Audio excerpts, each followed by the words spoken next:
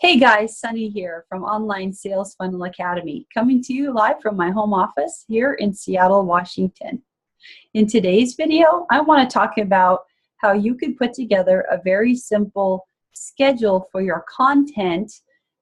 So when you start doing content creation for your new channel or for your brand, that you can keep yourself accountable and create ways that creative methods that even if you fall behind, that you'll still be able to produce content that your followers are going to love. Now, it's not uncommon for a brick and mortar business who is just getting started in online marketing. As I stated in a previous video, whether you do or do not already have an email subscriber list, hopefully that's the first step, is you're going to go through the processes of start building your email list. But let's just go back to ground zero here. So whether you're building a brand for the first time or an existing business, here are some simple steps that you can follow. So to get out a piece of paper and a pen, go the old-fashioned way, what you can do is start writing down some problems that your product or services solves. So for example, if you were, let's say you sold tires, right? And you're the tire company up the street. You obviously have a solution to flat tires. Or so then you would start writing down things like tires need to be replaced, yearly due to tread issues. Tires, the importance of new tires for the rainy seasons. 3 ways you didn't know how to, why you need to change all 4 tires if you have a nail in your tires. Issues that your vehicle cause, by having a donut on a car on one out of the 4 wheels.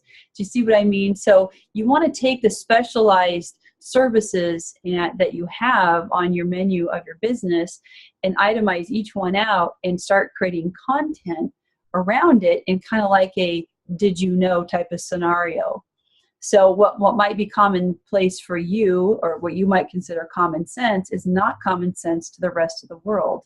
When I go to a meat department or I go to the deli at my grocery store, I am not an expert on every single meat and cheese and whatnot, and I don't know what region they came from, and I don't really want to go learn all that stuff, and that's why I rely on my Deli Expert. So, if you have a specialty deli shop, you could say, hey, you could create content and say, hey, did you know that the pastrami comes from this region of Switzerland and blah, blah, blah, blah, blah, whatever, right? Do you see where I'm going with this? So you just want to kind of flip it. So you want to find, let me do some more. So let's say you have a hair salon, right?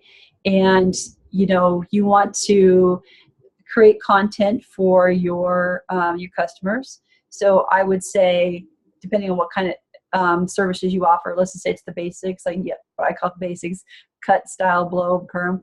You could start creating content that said, 5 things you didn't know, 5 ways to damage your hair that you might not know about. And you could either write 1 blog post of 5, or you could do 1 paragraph of a blog post with a picture and start. And that right there becomes your content. 1 photo with a paragraph, maybe 200 words. It can be 500 to 1,000 words, but just that 1 piece of content, you can then slice it and say, okay, well, I'm going to do the picture and the top part of the words and put it over on Facebook. Then I'm going to put the full extent over on my blog. And then I'm going to put a super small snip over on Twitter. You see where I'm going with this? You can repurpose the same content, and it doesn't necessarily need to be all at the same time. So you can repurpose your content. There are some tools out there that will allow you to, as you get more and more content, it'll rejuggle them by category, and they'll randomize them for you, and they'll actually post them for you. That's some super advanced tips.